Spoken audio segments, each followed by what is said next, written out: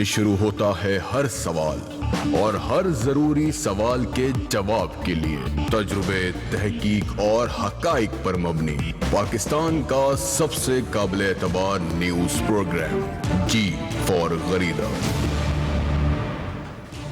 जी अस्सलाम वालेकुम। 69 साल से पाकिस्तान के अवाम मुसलसल किसी सियासी मसीहा के मुंतजिर हैं। कभी कोई तब्दीली का नारा लगाता है तो उसके पीछे चल पड़ते हैं, कभी कोई इनकलाब के ख्वाब दिखाता है तो उसके हमरा हो जाते हैं, और कभी किसी को खुद ही कहते हैं कि कदम बढ़ाओ हम तुम्हारे साथ हैं। लेकिन हर बार पाकिस्तान के अवाम के मुकद्दर में रास्ते की ठोकरें ही आती हैं। कुछ अर्सा पहले कौम की उम्मीदों की ज़मीन एक बार फिर सैराब हुई, एक बार फिर सरसब्ज हुई, जब कराची की मारूफ शख्सियत मुस्तफ़ा कमाल साहब की वतन वापसी हुई और पाक सरजमीन के नाम पर कौम को सरसब्ज वादे किए गए। इन वादों की तकमील कहां तक पहुंची है, रास्ते में क्या कुछ रुकावटें हायल हैं, और ख़ास तौर पे कराची के अवाम के जो अमन व अमान और शहरी सहूलतें ना होने की वजह से जिस अजाब में मुब्तला हैं, तो उन्हें मुस्तफ़ा कमाल साहब ने जो ख्वाब दिखाए थे उनकी तकमील कैसे मुमकिन है, ये ख्वाब अपनी तकमील कैसे पा सकते हैं, इन मसाइल के हल क्या हैं, इन्हीं तमाम मामलात पे बात करेंगे। पाक सरजमीन पार्टी के बानी और कायद जनाब मुस्तफ़ा कमाल साहब आज हमारे साथ होंगे।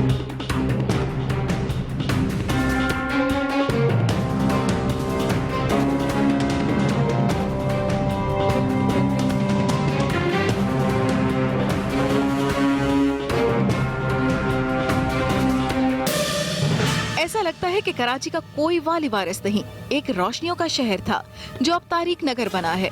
जहां शाहराहें हुआ करती थीं, वहां खस्ता हाली का शिकार सड़कें, जा बजा गंदगी के ढेर शहर की बची कुची खूबसूरती को भी कोहना रहे हैं। गुज़श्ता दिनों एक बारिश हुई तो पूरा शहर तालाब का मंजर पेश करने लगा। शहर की सड़कों और गली कूचों में खड़ा पानी आवाम की मुश्किलात में इजाफे के साथ साथ मकामी हुकूमत के ना होने की खबर सुनाता रहा। शहर की ट्रैफिक बेहंगम और पब्लिक ट्रांसपोर्ट का तो बस खुदा ही हाफिज। शहर की फिजाओं में नजर उठाकर देखा जाए तो हर जानिब लोहे के बड़े बड़े तख्ते हवा में बुलंद नजर आते हैं, जिन्हें बिलबोर्ड कहा जाता है। उन पर लगे इश्तिहारात दिलकश, मगर उनके किसी भी लम्हे अचानक गिरने की सूरत में एक भयानक मौत किसी भी शहरी की मुंतजर। आखिर कराची की मकामी हुकूमत कब इन मसाइल का हल निकालेगी, या ये शहर लवारिस ही रहेगा? सबसे पहले मुस्तफ़ा कमाल साहब से हम बात करेंगे, जो कराची अभी हाल ही में मकामी हुकूमत ना होने की वजह से जिस अजाब का शिकार हुआ है। कराची में चंद रोज की बारिश ने पूरे शहर को जो डबो दिया है, इसी मसले पर सबसे पहले बात करेंगे। अस्सलाम वालेकुम जनाब मुस्तफ़ा कमाल साहब, बहुत शुक्रिया प्रोग्राम के लिए वक्त देने पे। आपका शहर कराची है, आप इस कराची को दुनिया के बड़े बड़े शहरों के मुकाबले लाने के लिए कोशिश करते रहे हैं, लेकिन 2 दिन के अंदर बारिश की वजह से जो हाल हुआ आपने देख लिया। सड़कें तालाब बन गई, शहर समुंदर बन गया, लैंडलाइन फोन बंद हो गया, बिजली बंद हो गई, ट्रकों पे जो ट्रैफिक जैम था वो सब आपके सामने है। मुस्तफ़ा कमाल साहब, कराची का ये हाल क्यों हुआ है? जी वालेकुम सलाम।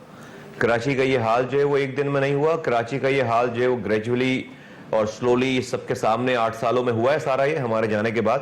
और इसलिए हुआ है कि यहाँ पर इसकी कोई ओनरशिप नहीं है, इसको मिलकर लूट रहे हैं और इसके लिए कुछ कर नहीं रहे। रिश्वतें खा रहे हैं, हराम कमा रहे हैं लोग। ऑफिसर्स हैं यहाँ पर, ब्यूरोक्रेसी है, पॉलिटिशियंस हैं, एडमिनिस्ट्रेशन जो है वो नहीं है किसी की यहाँ पर, और कोई इसकी ओनरशिप नहीं है। इसलिए कराची लूट रहा है, बिल्कुल कराची तबाह हो रहा है। इसमें कोई रॉकेट साइंस की जरूरत ही नहीं है इसमें। और तमाम इदारे, तमाम जो ऑर्गेनाइजेशन जो चल रही थी यहाँ पर, डिपार्टमेंट्स थे सारे, सबको तबाह बर्बाद कर दिया गया है। अपनी जाती अना पसंद नापसंद की बिना पर जो एक डिवॉल्व सिस्टम था सारा, उसको जो है वो ओवर सेंट्रलाइज कर दिया गया है। चीफ मिनिस्टर साहब जो है वो तमाम मसाइल पे वो खुद ही उन्होंने तमाम मसाइल को अपने हाथों में ले लिए, जो कि वो कभी कर ही नहीं सकते। जो उनके पास जो चीजें वो नहीं देख पा रहे, तो आज उन्होंने पानी का भी मसला ले लिया है, नालों की सफाई का भी मसला उनके अंडर में ले लिया है, केडीए भी अपने पास उन्होंने ले लिया है, सेवरेज बोर्ड भी, वाटर सेवरेज बोर्ड भी अपने पास ले लिया उन्होंने जो है वो अस्पताल भी और स्कूल्स भी और रोड इंफ्रास्ट्रक्चर भी। गर्ज ये कि फिर बिजली वालों का कोई पूछने वाला नहीं है, पुरसाने हाल नहीं है कोई कि भाई उनको भी सब कुछ सबने आज़ादी दे दी है। ओवरऑल जो वो जो लोग थे, जो इस मुल्क, जो इस शहर के भी निगरान बनाए लोगों ने उनको, जिनको बनाया है, وہ بھی انفارچونیٹلی پارٹنرز ان کرائم ہو گئے ہیں, وہ بھی پارٹ آف دی پرابلم ہو گئے ہیں. تو بیسکلی ان نٹ شیل کرکس یہ ہے کہ اس شہر کا کوئی والی وارث نہیں ہے. ہر آدمی لوٹنے کے لیے, ہر ادارہ جو گورنمنٹ ایگزسٹنگ گورنمنٹ ہے اور جو اس سو کالڈ جو ہے وہ یہاں کے مینڈیٹ رکھنے والے لوگ ہیں, وہ بھی لوٹنے کے لیے. مصطفیٰ کمال صاحب, اپنے والی وارث کا ذکر کیا کراچی شہر کا. آپ آخری والی وارث تھے, آپ آخری میئر تھے, بڑے زبردست جنہوں نے کام کیا ہے کراچی شہر کو ترقی کی راہ پہ ڈالنے کے لیے. تو آپ بتائیے کہ کتنا مشکل ہے کہ کراچی میں مقامی حکومتوں کا اختیار لینا, کیونکہ آپ میئر رہے ہیں, اب وہ مقامی حکومتوں کا اختیار نہیں مل رہا کراچی کے نئے والی وارث کو. تو کتنا مشکل ہے یہ مقامی حکومت کا اختیار حاصل کرنا؟ ایسا دیکھیں جی, بہت کوئی مشکل کام نہیں. یہ تو انلیگل کام کر رہے ہیں, انکانسٹیٹیوشنل کام کر رہے ہیں, اور یہ بہت ہی عجیب سی سچویشن ہے اس ملک میں جب ہمارے لوگ, ہمارے رہنما, ہمارے وزیر اعظم, ہماری پارٹیز کے سربراہان جب جمہوریت کی بات کرتے ہیں تو جمہوریت کے آئین میں جو, اور جس آئین کی بات کرتے ہیں, اس کے آئین کے article 140A of the constitution لکھا ہوا ہے کہ آپ کو مقامی حکومتیں بنا کر ان کو ایڈمنسٹریٹو و فائنینشیل پاورز جو ہیں وہ ڈیوالو کرنی ہیں. لیکن جمہوریت لوگ سمجھتے ہیں کہ صرف اسلام آباد میں ایوانوں میں کا ہی نام ہے جمہوریت, یا صوبائی اسمبلیوں کے ایوانوں کا ہی نام جمہوریت ہے. جمہوریت تو ہر پاکستانی کی گلی سے شروع ہونی چاہیے. جمہوریت وسائل اور اختیارات اگر جب تک گلیوں میں نہیں ٹرانسفر ہوں گے, پاکستانیوں کے مسائل حل نہیں ہوں گے. اور یہیں سے جمہوریت شروع ہوتی ہے. اس کے لیے کسی نئے آئینی کی ضرورت نہیں ہے, نئے قانون کی ضرورت نہیں ہے. لیکن انفارچونیٹلی جو تمام ہماری جمہوریت پسند پارٹیز جتنی ہیں, وہ یہ غیر جمہوری رویہ اختیار کرتی ہیں. وہ اختیارات نیچے دینا ہی نہیں چاہتی, وہ اپنے لوگوں کو ہی نہیں دینا چاہتے. ان کے ہی ناظم آئیں گے, ان کے ہی ٹاؤنز کے لوگ ہوں گے, ان کے ہی ڈسٹرکٹ کے لوگ ہوں گے, لیکن میری سمجھ سے باہر ہے کہ وہ ان کو بھی نہیں دینا چاہتے. دیٹ شوز, پوری ہسٹری بتاتی ہے پاکستان کی, کہ پاکستان میں نام نہاد لوگ اپنی سیٹ لینے کے نام کی جمہوریت کو صرف جمہوریت کہتے ہیں بس. کہ میں وزیر اعظم بن جاؤں, میں MP بن جاؤں, وزیر اعلیٰ بن جاؤں, وزیر بن جاؤں, یہیں تک جمہوریت رہے.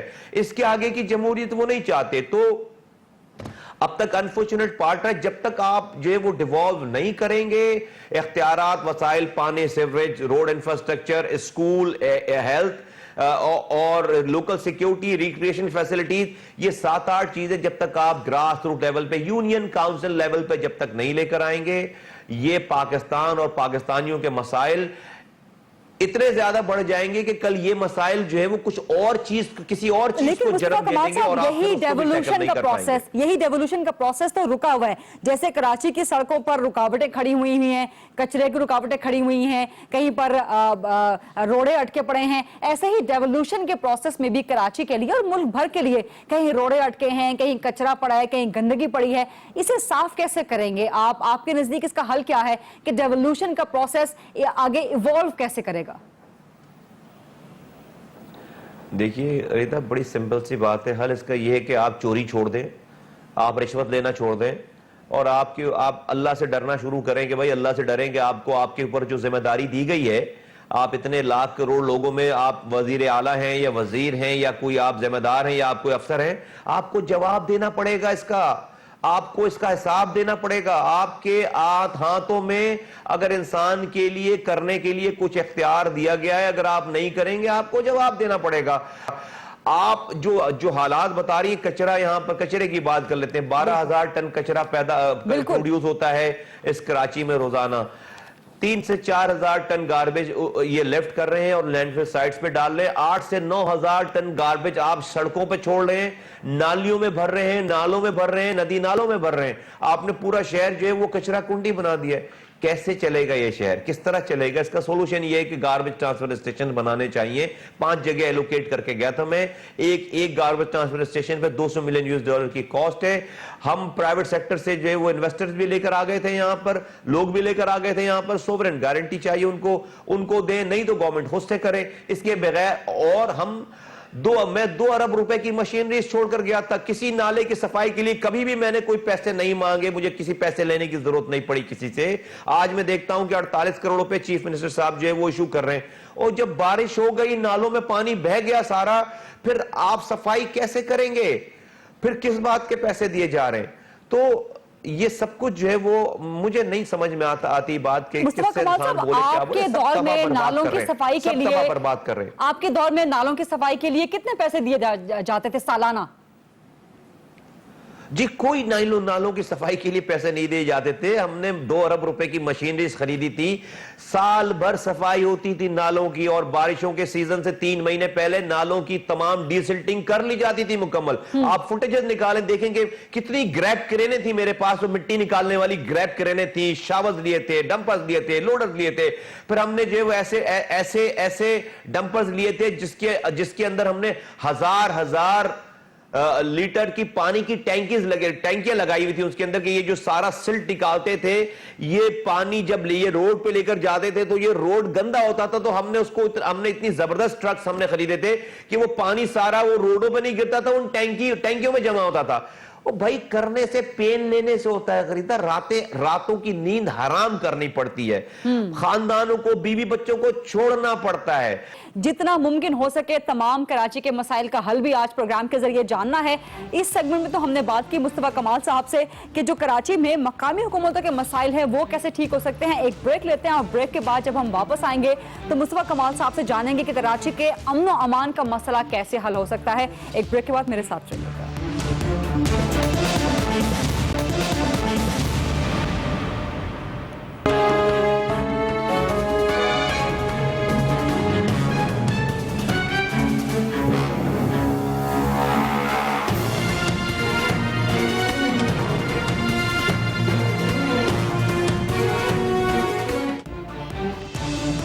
جی ویلکم بیک. اور ابھی سیگمنٹ میں ہم بات کریں گے مصطفیٰ کمال صاحب سے اور ان سے جاننے کی کوشش کریں گے حل اور ان کی تجاویز کراچی کے امن و امان کے مسائل کے حل کی طرف. لیکن پہلے آپ کو دکھا دیتے ہیں کہ کراچی میں سچویشن کیا ہے لا اینڈ آرڈر کی.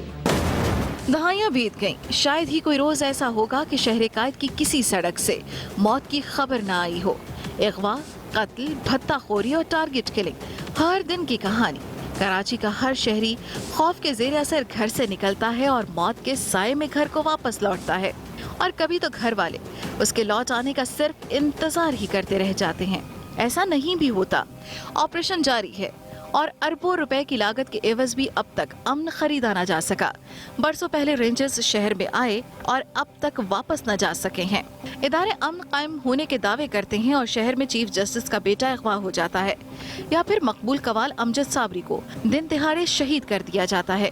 کیا کراچی کی قسمت میں پھر دوبارہ سے امن کا خواب شرمندہ تعبیر ہو پائے گا, یا پھر پچھلی نسل کی طرح آئندہ نسل بھی موت اور خوف کی اس بستی میں گھٹ گھٹ کر زندگی گزار دے گی؟ اسی صورتحال کے حوالے سے بات کریں گے مصطفیٰ کمال صاحب سے. مصطفیٰ کمال صاحب 2 سال سے زیادہ ہو گئے ہیں کراچی آپریشن کو, 25 ارب روپے سے زیادہ لاگت آ گئی, لیکن کراچی میں امن نہیں آ سکا اتنا پیسہ خرچ کرنے کے باوجود ابھی تک. وجہ کیا ہے؟ میں اس لا اینڈ آرڈر پہ آنے سے پہلے اگر آپ کی اجازت ہو تو میں 1 سے 1.5 منٹ میں اور لگا دوں اس کے اوپر. یہ تھوڑا سا شہری جو بلدیاتی اس کے اوپر 1-2 باتیں مجھے کہنی ہے. بالکل کہیے. میں صرف یہ بتانا چاہتا ہوں اس ایڈمنسٹریشن کو کہ خدا را آپ یہ جو پمپنگ اسٹیشن دیکھیں, کراچی کا سیوریج جو ہے سارا سیویج کی بات کر رہا ہوں, وہ سارا پمپ کے ذریعے پمپ کر کے سمندر میں پھینکا جاتا ہے.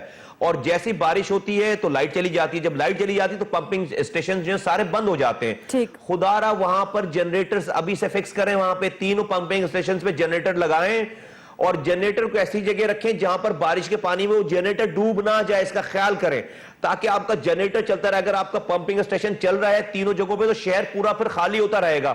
ورنہ اگر آپ کے پمپنگ اسٹیشن سیویج کے پمپنگ اسٹیشن بند ہو گئے تو یہ پانی سارا بیک ہو رہا ہوگا اور آپ کے گھروں میں پانی آ رہا ہوگا. پھر بارش کا پانی تو پانی آ رہا ہوگا, پھر یہ گٹروں کا پانی بھی آپ کے گھروں میں آ رہا ہوگا سارا. یہ جو آپ کو پھر اوور فلو نظر آتا ہے اس کا نظر آتا ہے. تو خدا را لوگوں کو آسانی ہوگی اس کام کو, بہت کم اس میں ایفرٹ چاہیے اس کو کر لیں. اور کچھ اسپاٹس نون اسپاٹس ہیں جہاں پر جو ہے پانی کھڑا ہوتا ہی ہوتا ہے, وہاں پر آپ ڈیپیوٹ کر دیں لوگوں کو. پہلے سے لوگوں کو پریشانی ہوگی, وہاں پہ ایک چھوٹی چھوٹی ٹیم بنا کے ڈیپیوٹ کر دیں. ہم صرف شہری مسائل کی بات کر رہے ہیں, یہ بڑی بڑی سیاسی تنازع یہ اگر ہم ایک طرف رکھ دیں. میں اس سے شہری ہی مسائل کی بات, یہ شہری مسائل سے ریلیٹڈ ہے. شہر ایک دن میں آج کچرا کنڈی نہیں بن گیا, شہر ایک دن میں تباہال نہیں ہو گیا, یہ سارے سائن بورڈ ایک دن میں نہیں لگ گئے, یہ پانی کی تباہالی ایک دن میں نہیں ہو گئی, یہ ہائیڈرنٹس ایک دن میں نہیں کھل گئے, یہ بجلی جو ہے وہ ایک دن میں. سارے مسائل حل کرنے کے لیے آپ وسیم اختر صاحب کے ساتھ کام کرنے پہ تیار ہوں گے؟ میں یہی سوال کر رہا ہوں۔ ارے بھائی آپ وسیم اختر صاحب کے پیچھے پڑ گئی ہیں. وسیم اختر اس کی پارٹی نہیں کر سکتی یہ کام, وہ نئی آواز اٹھا سکتی, وہ نئی آواز اٹھا سکتی, اس لیے نہیں اٹھا سکتی کہ وہ رو کے ایجنٹ ہیں یہ لوگ, اور یہ نہیں کسی ایک ریڈ لائن نہیں کراس کر سکتے, یہ حکومت پہ پریشر نہیں ڈال سکتے, انہوں نے کانفیشنل اسٹیٹمنٹس کر رکھی ہیں. یہی تو میں سمجھانا چاہ رہا ہوں, اور حکومتوں کو سوٹ کرتے ہیں یہ سارے لوگ. یہ میں یہی سمجھانا چاہ رہا ہوں, یہی بات کرنا چاہ رہا ہوں. لوگوں کے مسائل یہ اپنی شناختی کارڈ کے لیے لوگوں کو نکالیں گے, لیکن لوگوں کے گھروں پہ پانی نہیں آ رہا, کچرا جمع ہے. دیکھیے 7 مہینوں سے اس حکومت نے ان کو ٹرک کی لال بتی کے پیچھے لگا رکھا ہے. الیکشن ہونے کے بعد ان کو اختیارات نہیں دے رہے نا اختیارات. نقصان کس کا ہو رہا ہے؟ لوگوں کا نقصان ہو رہا ہے. یہ 7 سالوں تک پیچھے بھاگتے رہیں گے, یہ نہیں کراس, یہ مصطفیٰ کمال صاحب, لوگوں کا نقصان کراچی کے امن و امان کی صورتحال کی وجہ سے بھی ہو رہا ہے, کیونکہ ہم نے مقامی حکومت سے کافی بات کر لی اور مسائل بہت ہیں کراچی کے, ہمارے پاس وقت بہت کم ہے, آپ کے پاس بھی وقت بہت کم ہے. تو ذرا لا اینڈ آرڈر پہ آ جائیے. میرا سوال آپ سے وہی تھا کہ 2 سال ہو گئے ہیں کراچی آپریشن کو, 25 ارب سے زیادہ لاگت ہو گئی ہے, لیکن اتنا پیسہ خرچ کرنے کے باوجود کراچی میں امن نہیں آ سکا.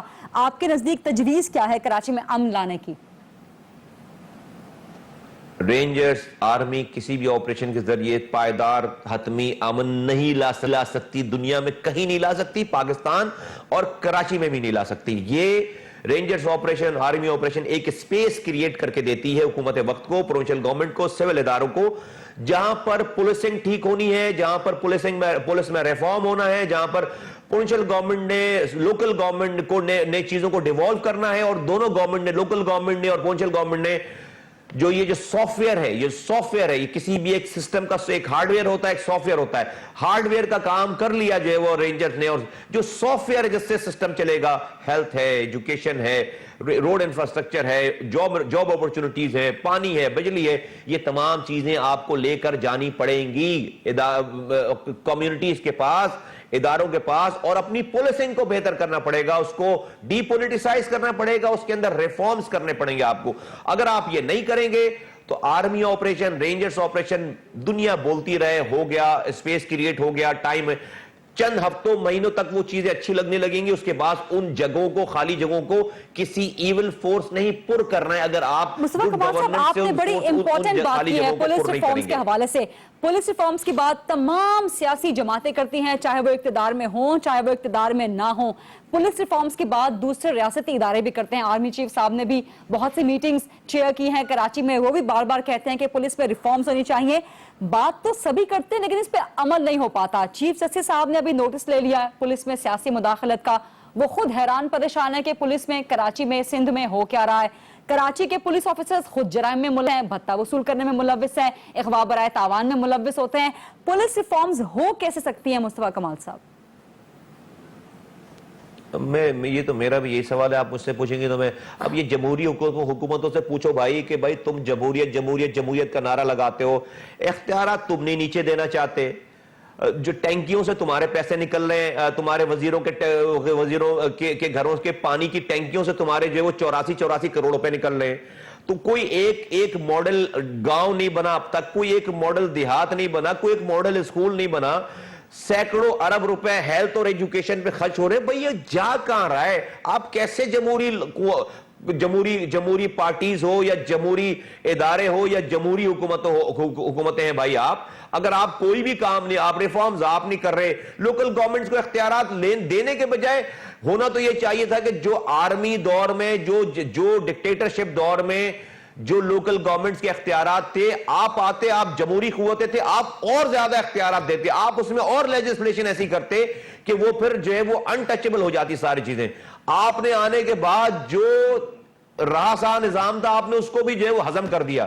لالچ ہے, ہرس ہے, ہوس ہے, بھوک ہے, مرنے کا خیال نہیں ہے کہ مریں گے, پوچھا جائے گا ساری چیزوں سے, کچھ خیال نہیں ہے. رشوتیں کھا رہے ہیں, نہیں کھا رہے ہیں, ٹینکیوں میں جمع کر رہے ہیں, اپنی ٹینکیوں میں, پانی کی ٹینکیوں سے کروڑوں روپے برآمد کرا رہے ہیں. جمہوریت ہے بھائی, سلام ہے ایسی جمہوریت کے اوپر. میں کیا جواب دوں اس کا, کون کرے گا؟ آسمان سے لوگ آئیں گے, اور بھائی یہ کہتے ہیں نا ہمارا حق ہے حکومت کرنا, لوگوں نے ہمیں منتخب کیا, تو بھائی کرو نا حکومت.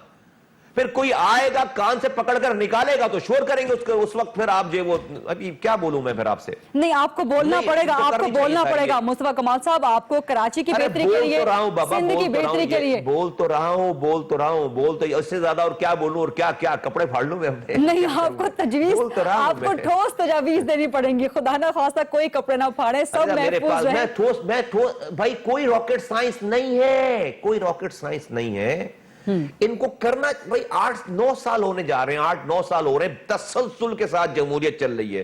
5 سال ایک گورنمنٹ چلی, کوئی ڈسٹربنس نہیں, کوئی اپوزیشن ہی نہیں ہے یار, ان لوگوں کی کوئی اپوزیشن ہی نہیں ہے. بھئی کون کرے گا پھر؟ اور ایک چھوٹی سی لینی ہے مجھے, مسائل بہت زیادہ ہیں. مصطفیٰ کمال صاحب چونکہ ان سب مسائل کو حل کرنے کے لیے بہت جذباتی ہیں, تو ان کی پرجوش باتیں آپ سن رہے ہیں. وہ کہہ رہے ہیں کہ اس وقت جنہیں مسائل حل کرنے چاہیے وہ پارٹ آف دا پرابلم ہے, لیکن آفٹر آل ہمیں سولوشن آف دا پرابلم ڈھونڈنا ہے, اور آج مصطفیٰ کمال صاحب کے ساتھ مل کے کسی نہ کسی نتیجے تک پہنچنا ہے. ایک بریک لیں گے ہم جب, اور اس کے بعد واپس آئیں گے تو مصطفیٰ کمال صاحب سے کچھ ہم قومی سیاست کے حوالے سے بھی بات کریں گے, کیونکہ پاک سرزمین پارٹی صرف کراچی تک محدود نہیں رہنا چاہتی بلکہ ایک قومی لیول کی سیاست کرنا چاہتی ہے.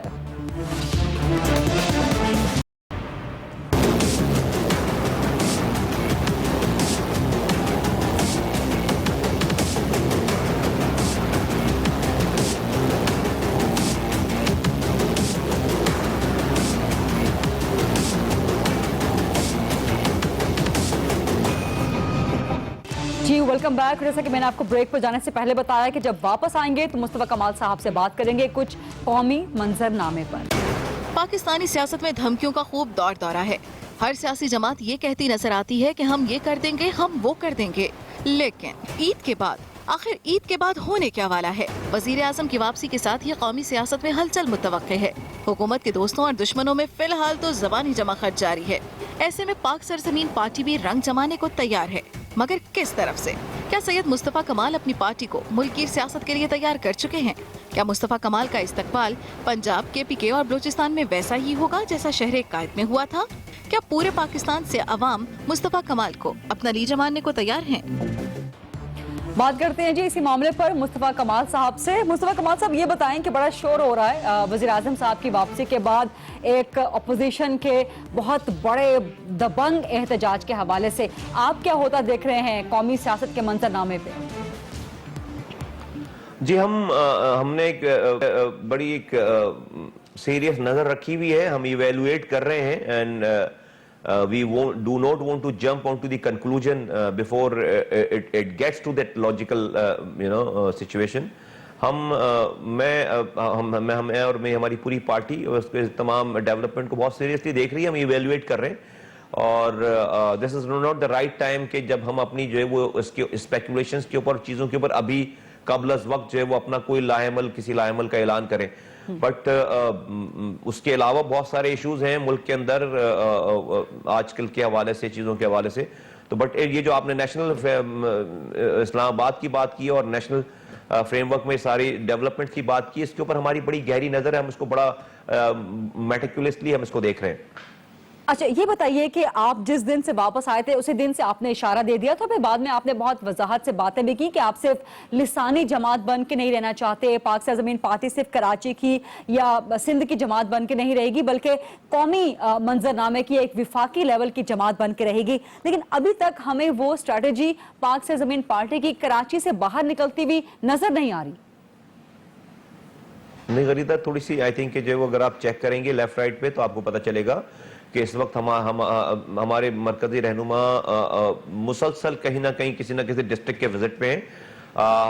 میں آپ کو بتاؤں اس وقت پنجاب میں جو ہے 5 ڈسٹرکٹس ہمارے کام کر رہے ہیں, لاہور, ملتان, فیصل آباد, گوجرانوالا, پنڈی, لیا اور اسلام آباد, پنڈی ایک ساتھ.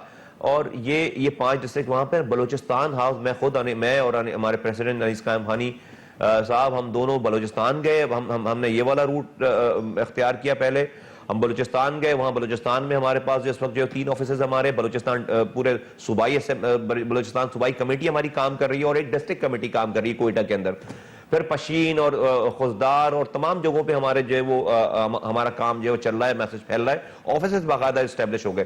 پھر سندھ میں اگر آپ آ جائیں تو کراچی سے نکل کے حیدرآباد میں اس وقت ہمارے 30 آفیسز کام کر رہے ہیں, اس سے آگے جائیں میرپور خاص میں ہمارے جو ہے وہ 9 آفیسز کام کر رہے ہیں. پھر نواب شاہ سکھر میں ہمارے 3 آفیسز کام کر رہے ہیں. پھر رانی پور, نواب شاہ, لاڑکانہ, جیکب آباد, کشمور, ہمارے تمام ڈسٹرکٹس اوپن ہو چکے ہیں, سارے اوپن ہو گئے. انشاءاللہ تعالی عید کے فوراً بعد ہم لوگ بھی مجھے اور 1-2 لوگ ہم جائیں گے, ہم پنجاب جائیں گے, ہم خیبر پختونخوا جا رہے ہیں. تو یہ پھر ہم یہاں سے نکل کے پھر لندن میں ہمارا آفس آپریشنل ہو گیا الحمدللہ. لندن میں ہماری کمیٹی اناؤنس ہو گئی ہے. ہم جو ہے وہ مڈل ایسٹ کی ہماری تمام کمیٹیز اناؤنس ہو گئی ہے. ابھی ہمارے وہاں کے عہدیداران جو ہیں وہ یو اے قطر اور تمام مڈل ایسٹ کے دوروں سے آئے, وہاں پہ دوبارہ سعودی عرب واپس آ گئے. جدہ میں, مکہ میں, تمام جگہوں پہ ہمارا جو ہے وہ کام چل رہا ہے. ابھی بہت عید کے بعد ہم امریکہ میں اپنا سیٹ اپ اناؤنس کرنے جا رہے ہیں بہت جلدی. کینیڈا ہے, امریکہ ہے, آسٹریلیا سے لوگ ہمارے ساتھ کانٹیکٹ. تو یہ بالکل یہ 4 مہینوں میں تو میں نہیں سمجھتا کہ پاکستان میں شاید ہی کوئی ایسی جماعت ہوگی, اللہ کا اتنا کرم ہے, شاید ہی کوئی ایسی جماعت ہوگی کہ جو اتنے بڑے پیمانے پر اس کی آپریشنل چیزیں ہو چکی ہوں. کوئی بھی ایسی جماعت نہیں 4 مہینوں میں. ہم نے جلسہ کر لیا, ہم نے ورکرز کنونشن کر لیا, ہم نے وزٹس کر لیے. میں خود بلوچستان چلا گیا, رضا بھائی پنجاب چلے گئے, اشفاق منگی بھائی سندھ چلے گئے, پھر ہم سندھ چلے گئے. تو یہ تو پھر یہ انیس ایڈوکیٹ صاحب اور رضا ہارون صاحب جو ہے وہ لندن چلے گئے, وہاں پہ سیٹ اپ اناؤنس کر دیا, برمنگھم, لندن. تو یہ تو آپ یہ کہہ رہے ہیں کہ عید کے بعد جب اکثر سیاسی جماعتیں ایک دوسرے کا شیرازہ بکھیر رہی ہوں گی, اس وقت پاک سرزمین پارٹی اپنا شیرازہ سمیٹ رہی ہوگی. آپ نے عید کے بعد پنجاب کے اور خیبر پختونخوا کے دوروں کا ذکر کیا ہے, مجھے اس میں کافی انٹرسٹ لگ رہا ہے. یہ بتائیں کہ پنجاب میں پاک سرزمین پارٹی کا جو جوڑ ہے یا جو مقابلہ ہے وہ کس جماعت سے دیکھتے ہیں؟ پنجاب میں آپ نون لیگ کا مقابلہ کریں گے اور خیبر پختونخوا میں تحریک انصاف کا مقابلہ کریں گے؟ دیکھیے Gharida, to be very honest میں آپ کو بتاؤں, ہم نے اس بیسس پہ اپنی اسٹریٹجی نہ بنائی ہے اور نہ بنائیں گے آئندہ. ہمارے پاس اپنا ایک فلسفہ ہے, بات ہے, پروگرام ہے, پلان ہے سارا پورے پاکستان کے لیے. اور ہم اگر جن ایشوز کی بات کرتے ہیں تو وہ پورا نیشنل ہی ایشو ہے وہ سارا, ٹھیک ہے. پھر ہمارے پاس پورا ایک مینیفیسٹو ہے الحمدللہ, ہمارے پاس ایک پورا مینیفیسٹو. نا ہم وہ لے کر, اس سے پہلے ہم کیا کر رہے ہیں, ہم وہ لے کر ہر دروازے پہ جائیں گے, اپنی بات کریں گے, اس کی بھی بات سنیں گے. ہم نے یہ نہیں کرنا کہ پیپلز پارٹی کو گالی بکنی ہے, ہم نے جو ہے وہ پی ٹی آئی کو گالی بکنی ہے, ہم نے پی ایم ایل این کو گالی بکنی ہے, ہم نے جو ہے وہ ایکس وائی زی پارٹی, نہیں. ہم نے یہ کہنا ہے کہ لوگوں میرا یہ پروگرام ہے, تم جس کے ماننے والے ہو اس کے ماننے والے, اگر میری بات سمجھ میں آتی میری بات مانو. یعنی کہ آپ پنجاب اور دیگر صوبوں کی سیاسی جماعتوں سے وہ سلوک نہیں کریں گے جو ایم کیو ایم سے تھا سلوک. اگر میرا جملہ نہیں میرا جملہ نہیں, میں آتا ہوں آپ کی اس والی بات پہ بھی, میرا جملہ کمپلیٹ ہونے دیں. میں ایم کیو ایم کو بھی تو دعوت تو دے رہا ہوں, ایم کیو ایم کو بھی تو دعوت دے رہا ہوں. میں کون سے گن پوائنٹ پہ ایم کیو ایم کی جا کے جو ہے وہ یونٹ آفیسز پہ یا ان کے لوگوں کے اوپر جو ہے وہ قبضہ کر رہا ہوں, نہیں, ایم کیو ایم کو بھی دعوت دے رہا ہوں. ان کے قائد کے لیے دعا کروں کہ اللہ تعالیٰ ان کو جو ہے وہ توبہ کرنے کی توفیق دے. بٹ ہمارا جو فلسفہ ہے وہ یہ ہے کہ ہم یہ کہہ رہے ہیں کہ بھائی آپ اپنے مسلک پہ, اپنی زبان پہ, اپنی پارٹیز پہ, اپنی قومیت پہ قائم رہو. میں اگر آپ میری بات نہیں مانتے ہو, میں اپنی جگہ پہ قائم رہوں, لیکن ہم ایک تہیہ کر لیں, ایک آپس میں جو ہے وہ ایگریمنٹ کر لیں کہ میں آپ سے دشمنی نہ کروں, آپ مجھ سے دشمنی نہ کرو. اختلافات رہیں, تھے اور رہیں گے. ٹھیک, ہماری پرابلم یہ کہ ہم اختلافات کو دشمنی میں کنورٹ کر لیتے ہیں, یہیں سے پرابلم شروع ہو جاتی ہے.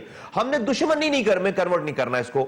یہ پاکستان میں ہو جائے, پاکستان میں آپ دیکھیں گے کہ پھر ہر ووٹر اپنے ووٹ جس کو اس نے دیا اس سے صحیح سوال کرے گا. آج پاکستان کا ووٹر صحیح سوال ہی نہیں کرتا, اپنے جس کو اس نے ووٹ دیا اس سے صحیح چیز مانگ ہی نہیں رہا.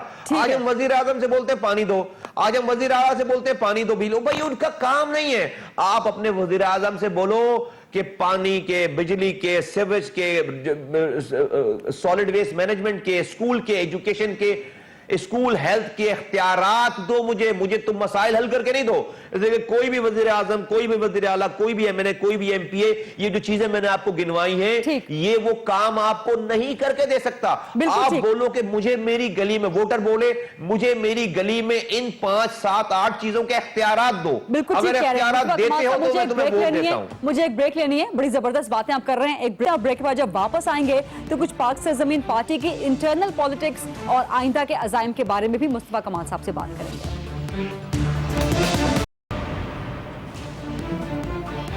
जी वेलकम बैक। हम बात कर रहे हैं मुस्तफा कमाल साहब से, पाक सरजमीन पार्टी के बानी हैं, कायद हैं। मुस्तफा कमाल साहब, एक वीडियो मुझे आपको दिखानी है कराची के अमन और अमान के हवाले से जो हम बात कर रहे थे, वो वीडियो जरा देख लेते हैं, आप तक भी उसकी आवाज़ आएगी, फिर उसके बारे में आपसे सवाल करूंगी।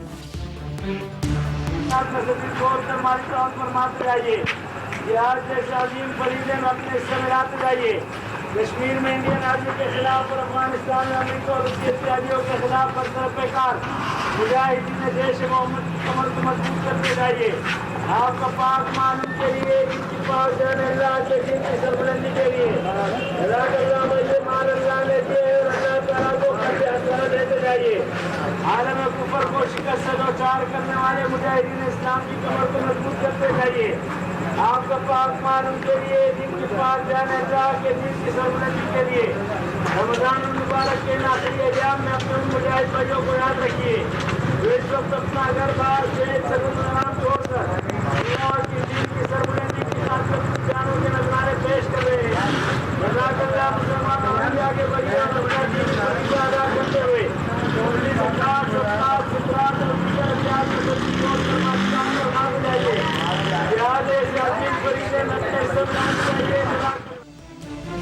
मुस्तफा कमाल साहब, ये 2 दिन पहले का वाकया है कि कराची में जो मदनी मस्जिद है महमूदाबाद की बलोच कॉलोनी की, 2 दिन पहले वहां पर एक कलदम तंजीम जैश ए मोहम्मद वो खुलेआम चंदा इकट्ठा कर रही है, ज़कात सदकात इकट्ठा कर रही है अपनी तंजीम के लिए। एक तरफ कराची ऑपरेशन चल रहा है और एक तरफ ये कुछ हो रहा है कराची में। मुस्तफा कमाल साहब, मौकरी है सारा ये कुछ जो है वो ये सब ये सारी चीजें जो है वो एक क्वेश्चन मार्क करती हैं, बहुत अच्छे कामों के ऊपर क्वेश्चन मार्क करती हैं। अगर लॉ एनफोर्समेंट एजेंसी कहती है कि भाई उन्होंने बहुत अच्छा काम किया है सारा, तो उसके ऊपर ये बहुत बड़ा क्वेश्चन मार्क है, इसमें कोई डाउट ही नहीं है इसके अंदर। नहीं होनी चाहिए ये सारी चीजें जी।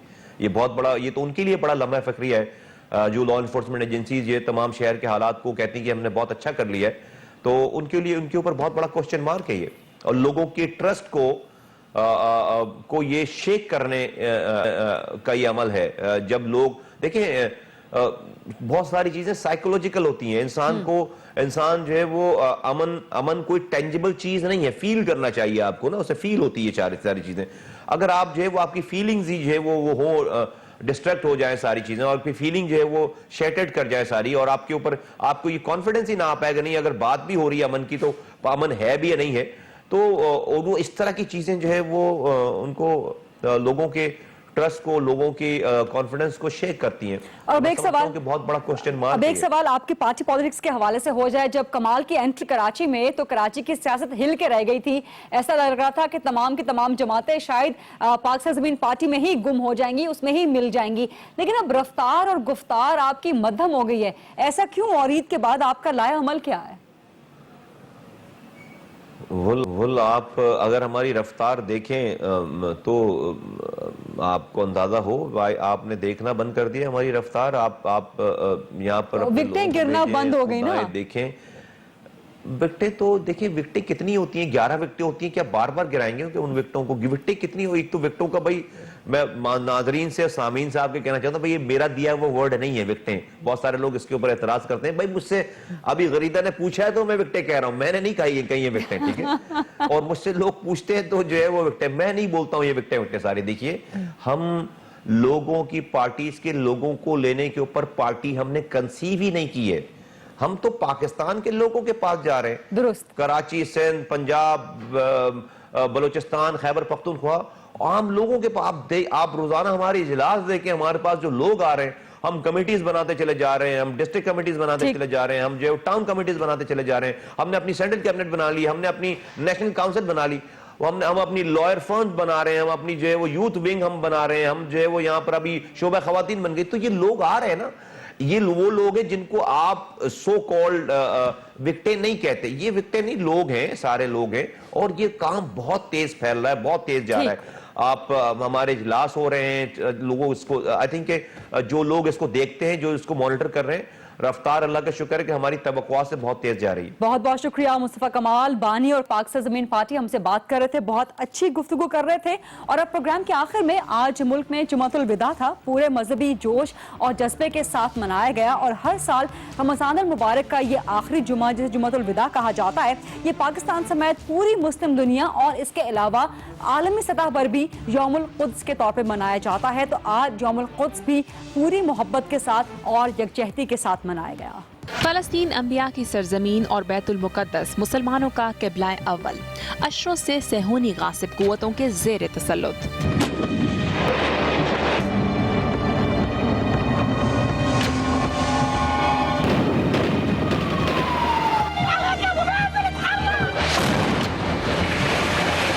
پوری دنیا میں بسنے والوں کو مسئلہ فلسطین کی شدت اور مظلوم مسلمانوں پر جاری اسرائیلی ظلم و ستم سے آگاہ کرنے کی غرض سے ہر سال رمضان المبارک میں جمعۃ الوداع کے موقع پر دنیا بھر میں یوم القدس منایا جاتا ہے۔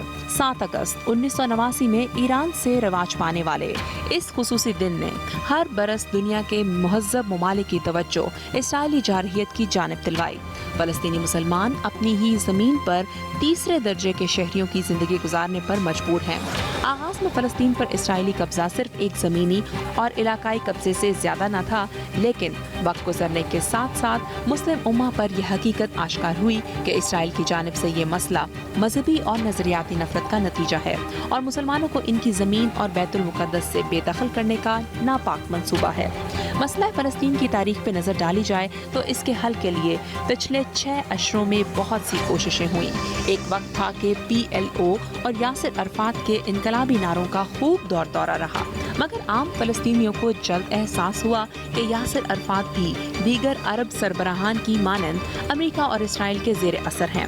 80 کی دہائی کے آغاز میں حماس مظلوم فلسطینیوں کی زبان بن کے ابھری، اب تک اس آواز کی گونج صہیونی قوتوں کی نیند حرام کیے ہوئے ہے۔ یوم القدس کے موقع پر تمام دنیا کے مسلمان اللہ کی رسی کو مضبوطی سے تھامے فلسطینی بھائیوں کے ساتھ یکجہتی کے اظہار کے لیے پرامن ریلیاں نکالتے اور مارچ کرتے ہیں۔ حتیٰ کہ صرف مسلمان ہی نہیں بلکہ دیگر مذاہب کے امن پسند افراد بھی فلسطینیوں سے یکجہتی کے اظہار میں بڑی ریلیاں نکالتے ہیں۔ جہاں یوم القدس کا مقصد بے زبان فلسطینیوں کی زبان بننا ہے، وہیں آنے والی مسلمان نسلوں میں انبیاء کی زمین اور مسلمانوں کے قبلہ اول کے حوالے سے اس کی اہمیت اور محبت کا بیج بونا ہے۔